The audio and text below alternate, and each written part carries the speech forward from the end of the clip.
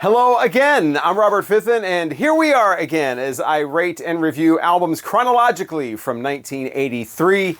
No live albums, no compilations, no EPs, no soundtracks, no jazz, no country, but pretty much everything else. So when last left off in the previous video, it was April 13th of 1983, and I'm staying with that day because there's more albums to talk about from that date that were released then, and this is one of them, the debut from the Violent Femmes. April 13th, 1983 is when this was released. Of course, I didn't hear this until probably around 93 or so was when I got familiar with Violent Femmes. And I think it's like that with a lot of people. Certainly there were people that heard this in 83 and the early 80s and mid 80s or whatever. But this album was such a slow burn as far as popularity. I don't remember these songs ever being on the radio. Certainly not the one about, the big one, Blister in the Sun, all about staining my sheets and whatever. And I don't remember a video for that song. Maybe there's not a video for that song, but I don't remember hearing any of these. And I remember playing Blister in the Sun a lot later on the radio. So that song has a weird history because these days it's kind of thought of as being some big, huge 80s hit. Now, I don't know about the UK and other places, but in the United States, that was not a top 40 hit. That was never on the radio. Maybe it was on like college station or something, some freeform type whatever, students just playing whatever they want. But not, top 40. I mean, Blister in the Sun was not a thing. Violent Femmes were not a thing. So this was pretty much an underground album that, like I said, it was kind of one of those things that just got passed around friends, and maybe your older brother gave you a copy, or your somebody older friend or whatever is passed down generation to generation.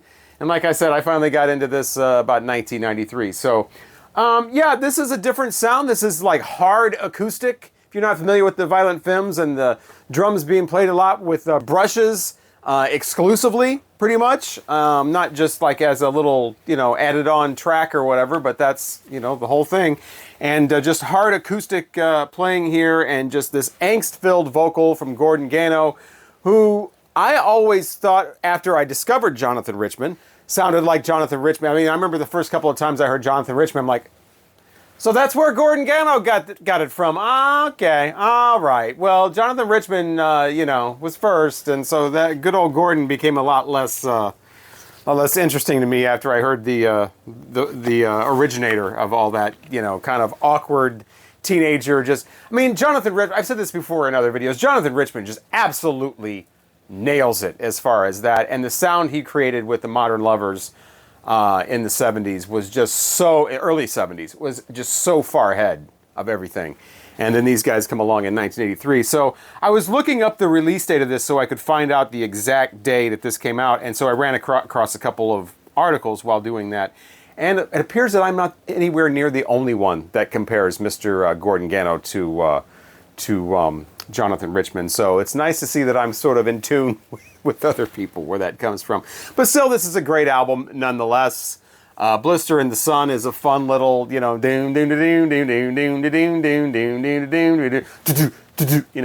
can resist that?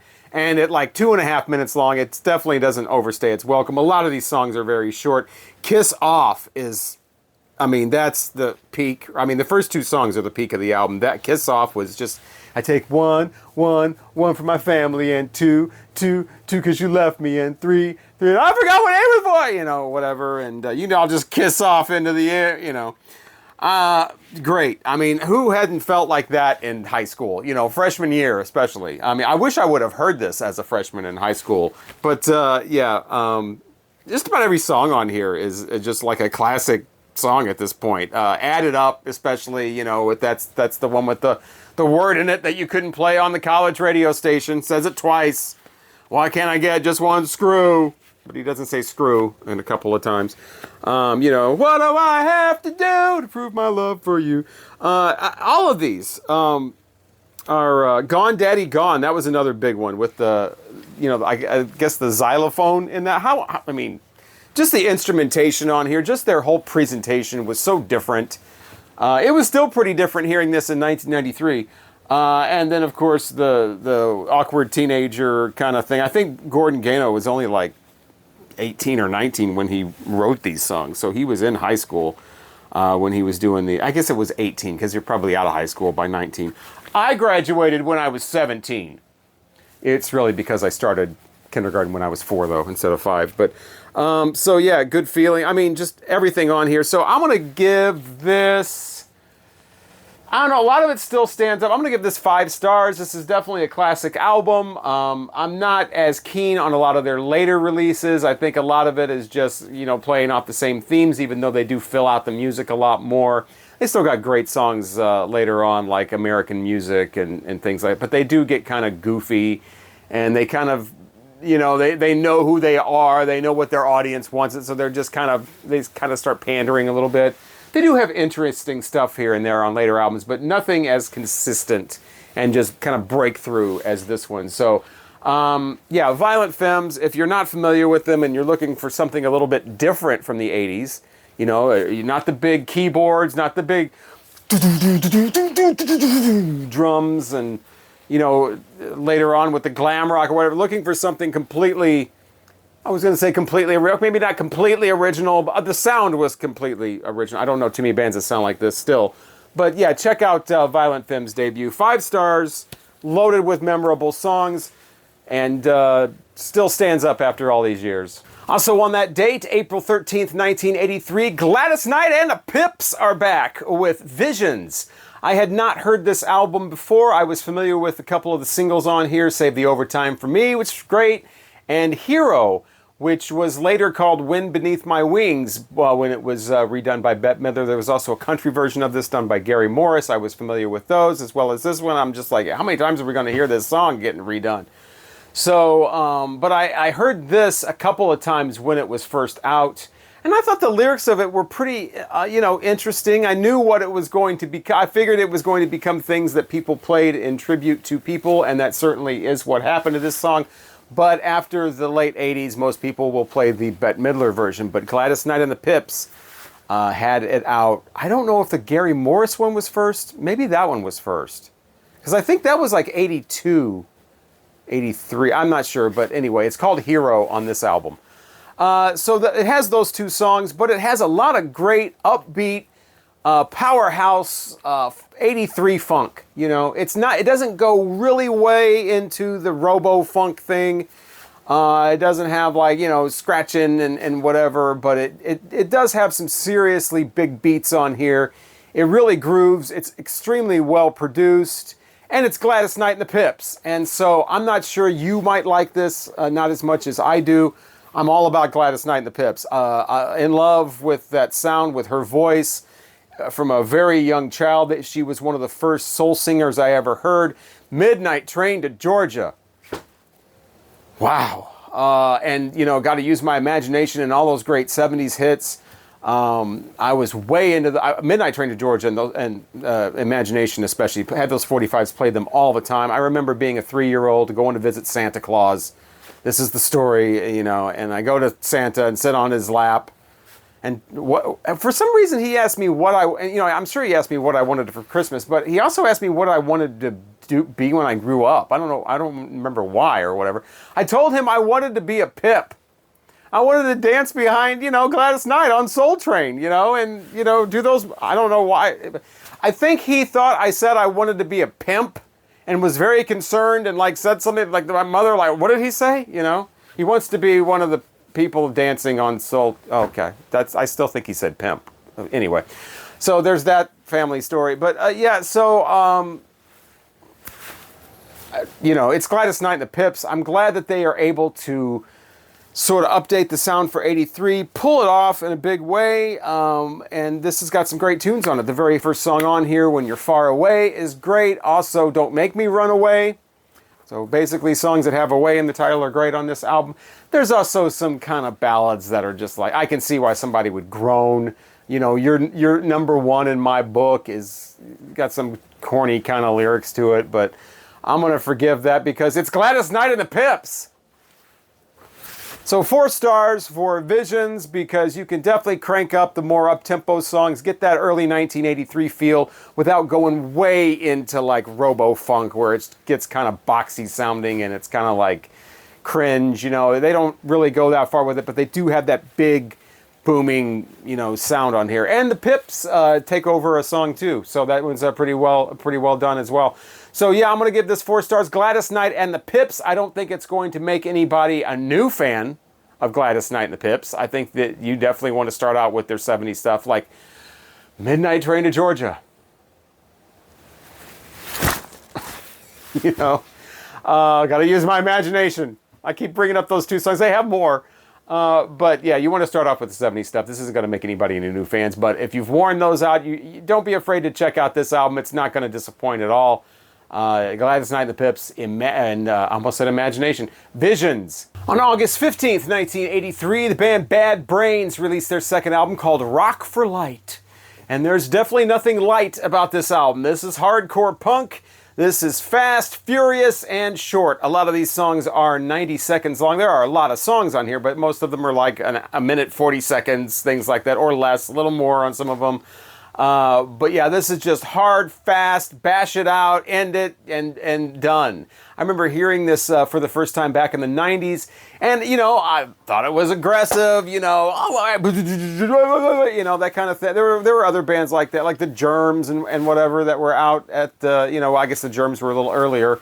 But, yeah, that just did the really fast, you know, breakneck pace and then just shut the song off. That was the hardcore punk thing at the time. And but nothing from this album really seemed to kind of stick with me. There weren't any like really memorable moments, memorable sort of lyrics that really stood out. And so I heard it a couple times, and then I just went back to hearing, you know, to listening more to other punk bands if I wanted to hear something loud, aggressive, fast, boom, boom, boom, boom, like I said, like Germs and people like that. And so I really kind of left it. And at this point, I'm not sure if I heard the original version or the 1991 remix, because I didn't realize there was a remix at the time. And now I'm finding out there's been a remix, and it's been around for decades at this point. Rick Ocasek produced this album, believe it or not, and he decided to get together with one of the members, do a whole remix in 1991, rearrange the order of the songs, remix them, add a few other tracks in there, change everything around, and in most cases, speed the tapes up. So, you know, HR's vocals are distinguishable. I mean, he's got this, it's not really super high pitched, but it's kind of this screechy kind of thing. When it's sped up on this remix, it's just silly sounding. I don't know why they would, I did a whole video on remixes. I can't stand remixes. I don't get, remixes, it worked one time. Immigrant Song, 1990.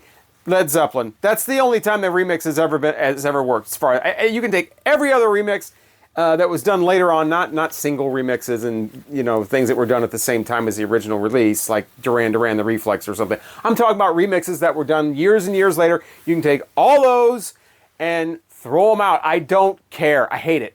Did a whole video. Didn't realize this was the case with this one. You can't get the original mix anymore as part of a reissue. You have to go back and get the original album, which is a little pricey, I think, at this point. So yeah, I started listening to this, and I'm listening. This doesn't sound like I remember. This sounds like sped up, or is this the right? And I go to look, and sure enough, it's a remix. So I had to go back. Thankfully, the original version is online to stream. That's the one I'd suggest. The original mixes, the songs are in the right order, and all of that. And so that's the one I'm reviewing. The original 1983 version of this on PVC Records, and like I said, it's great. I think I would have been a lot more into this when I was 16, 17 years old. Listening to it now, it's kind of like I said, nothing really kind of grabs me. It's just a lot of loud, fast, quick songs, with the exception of the 2 reggae songs. Who would think to do hardcore punk and just throw on a reggae song in the middle of, okay, well, besides The Clash. Who would think to do that? Bad Brains. I really like their other stuff more, like the later stuff where they kind of mellow out and do actual real songs like Eye Against Eye. You know, this still got the power. This still has a lot of fury and intensity, but it's not, you know, just let's do 1.5-minute songs and thrash them out and move on to the next one. Do like 10 songs on each side. So, Bad Religion was another group like that started off just hard, fast. It's just like too much. It's too much, you know. And then they start slowing down and doing, you know, basic, you know, real tempos and whatever. So I'm gonna give this 3 stars. You know, I can appreciate it more than I necessarily want to hear it. I'm not big into the fact that they remixed it at all. Stay away from that one if you're gonna do it. I like actually the couple of reggae tunes that are on here. I almost said I Against I. I and I Survive, you know, they have that whole I, you know, mentality theory or whatever it is, down, you know, like the ego versus the id and all that kind of thing. So that's interesting, but overall, you know, I can appreciate it more than I actually want to hear it again. So 3 stars for Bad Brains, Rock for Light. Well, you never really quite know what you're going to get with a Pulp album, now do you? From the band Pulp. Yeah, April 18th, 1983, they released their debut called It. Which is something back in like the 3rd and 4th grade, if somebody said shh, like somebody else in the class would go, it, shh, it.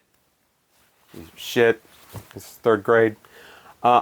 It's called It, similar to the Stephen King novel.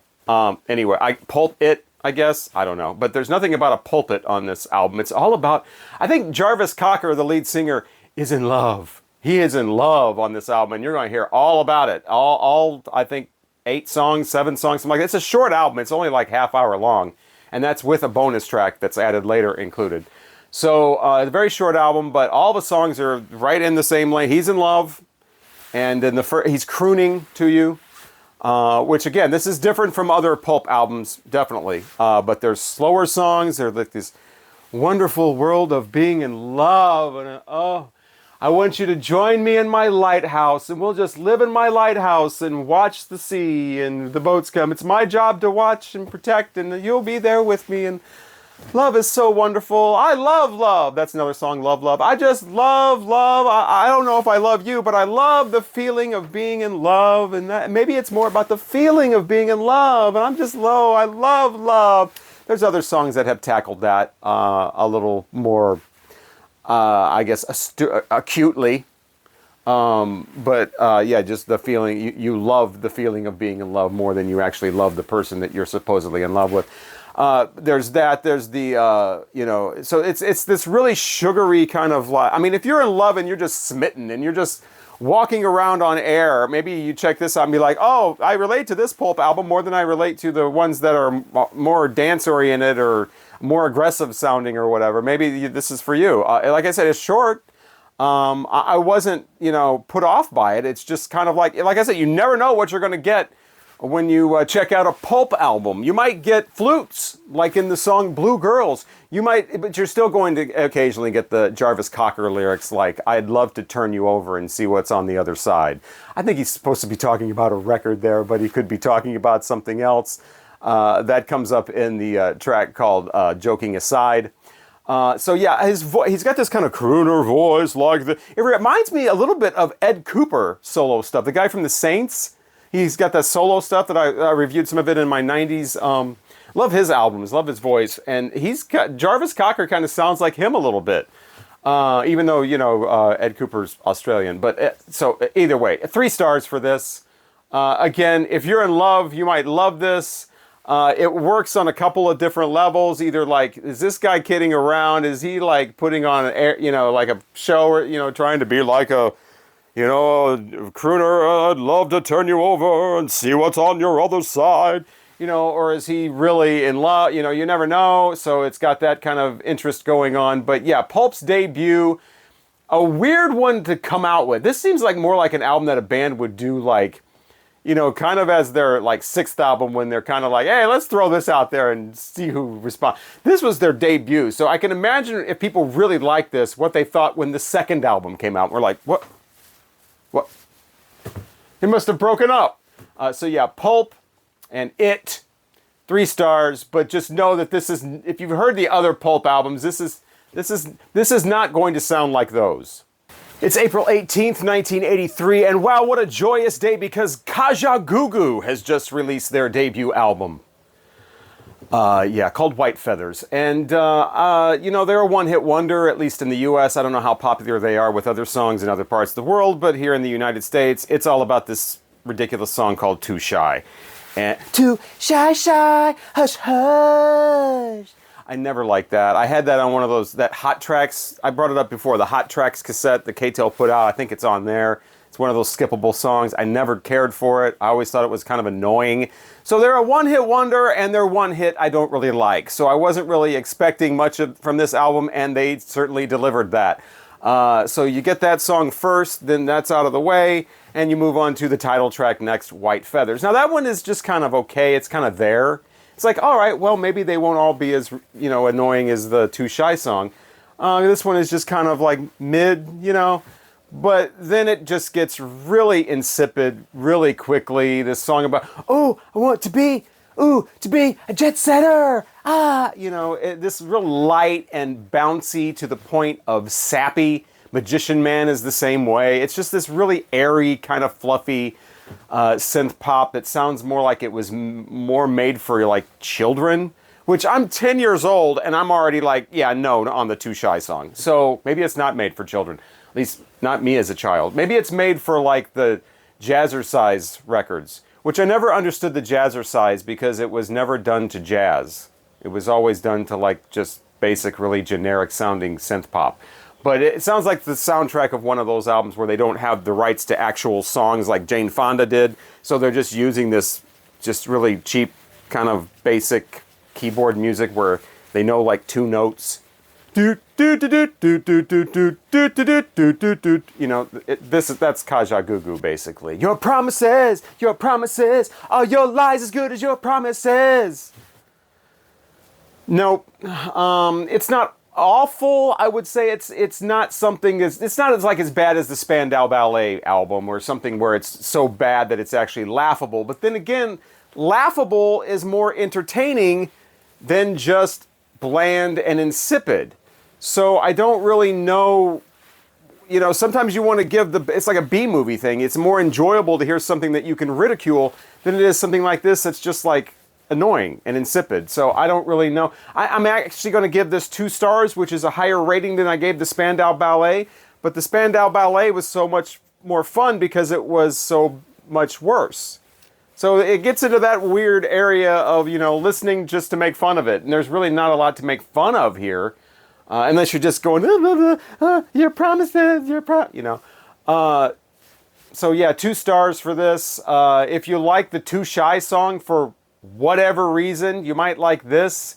There's a couple of tracks on here that come close to being like, okay, I can see that's not terrible. You know, like I said, like the title track.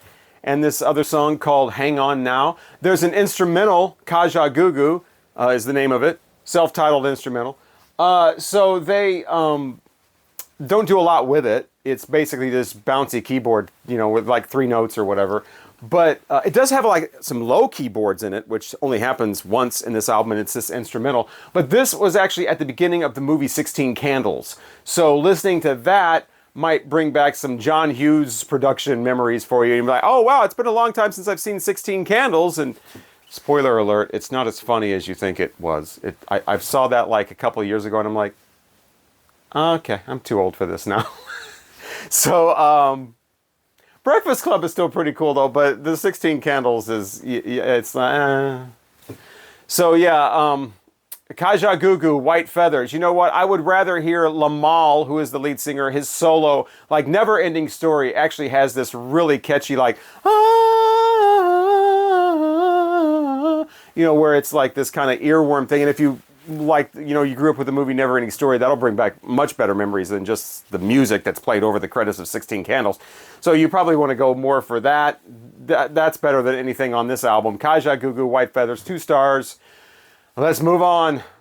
Also in April 1983, the band from LA called Warlord released their debut album called Deliver Us. I'd never heard this one before and was ready for another one of those great lesser known metal discoveries, and this one was hard to pin. It was hard to decide how much I like this because it does have some different styles. It does stay interesting, but a lot of it is not my style. It's not really what I go for, but I can see how this band is super talented.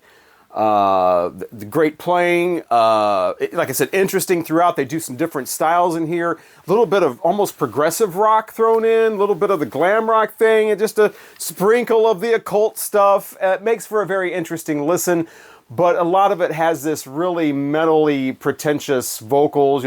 Oh, as holy as a whore, I am a child of the damned. That kind of thing, which I'm not into.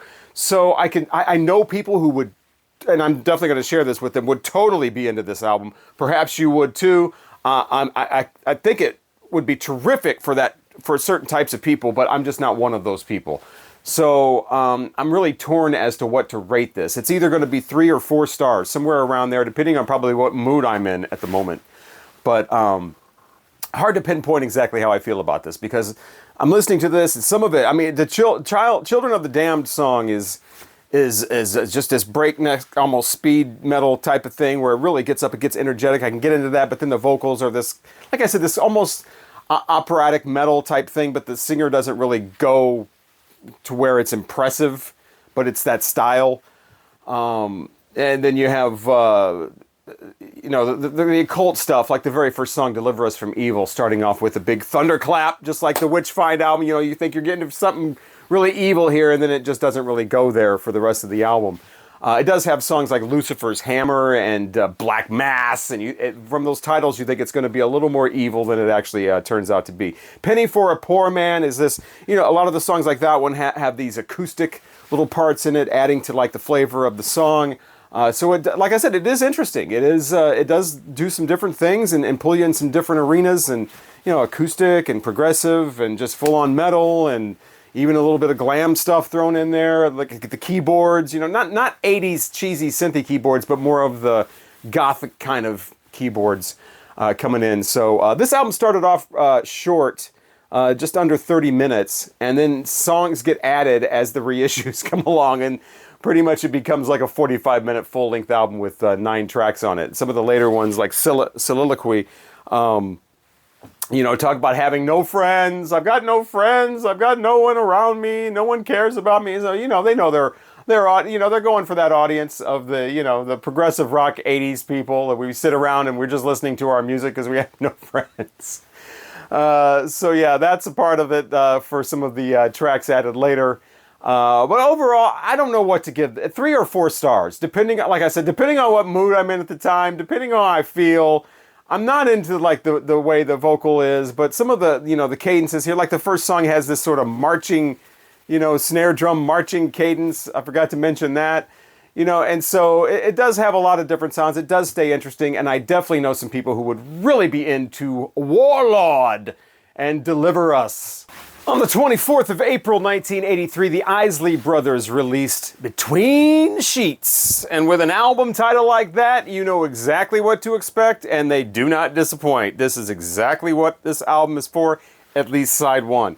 It starts off with a song called Choosy Lover, and wow, that's a good one. It's got this nasty guitar in it that's just, the guitar feels like a sexual instrument. It's just the perfect electric guitar for a song like this, and it's a sweet, sweet song. If somebody puts that on, you better get ready, because you're pretty much going to know what they're wanting. They're not wanting to stand there and talk about record pressings. I'll tell you that much. They go on throwing that song on. The next one after that, called Touch Me, it doesn't work as well because it's got some like synthy horn stabs in it that kind of throw off that like smooth, like grinding kind of groove, that was set up with the first song. I Want Your Bodies after that, kind of in between the two. Man, it's hard to top that Choosy Lover song. It'll be hard to top that one. After that is the title track, Between the Sheets, and now we're back into the groove where you're just grinding and you're just ready to get way up in there. It's just... don't listen to this while you're driving down the road, by the way, either, because that's not going to... You're going to be grinding in the seat of the car, and people are going to be driving like, what in the hell is going on? This is better listened to in a specific situation, that's for sure. The next song after that sounds just like the Between the Sheets. Let's Make Love is what it's called. Let's Make Love Tonight. And it's the same it's the same song, basically. It's the same music. I don't even know why they didn't just make it a medley. It just, you know, one song goes off, you got a couple seconds of silence, and the next, it just should just segue the two together. Now that's it for the grinding thing. Usually when you've got some kind of love-making album like this, it's better to have it on like a CD or maybe stream it because you don't want to have to stop, get up halfway through, flip a record over. But this one, it doesn't matter because side 2 is not about it. Side 2 starts off with Ballad of a Fallen Soldier, all about the singer's father who died in the war and all that the family felt when that was going on, and that kind of a tragic situation. So if you're still trying to fuck to that, yeah, that's going to be like shooting pool with a rope because, I don't know, I mean, unless you're into like soldiers dying or something, turns you on. But yeah, don't, that's a mood ruiner, to say the least. After that, it's, you know, one about the, you know, we got to slow down, children. You're all moving too fast, and you know, it's this, you know, a little bit of a social commentary going on there, and so yeah, not made for lovemaking either. There's a couple more tracks after that. There's one called "Rock You Good." That's the last song on there. I thought when I saw that title, that's going to be like, that's going to get back in business. It kind of does, but it's really more of an instrumental. I think they really missed an opportunity to put some nice lyrics with a song called "Rock You Good." Baby, I'm gonna rock you good. No, there's just gonna be an instrument. It's a good instrumental though, it's decent. This is a great album. You know, side 2's got a lot of different things going on lyrically that are interesting. It never gets boring, and then of course side 1 is just a full-on between the sheets fest. So I'm gonna give this 4 stars. I think the Isley Brothers, from what I understand, sort of made a little bit of a comeback with this one.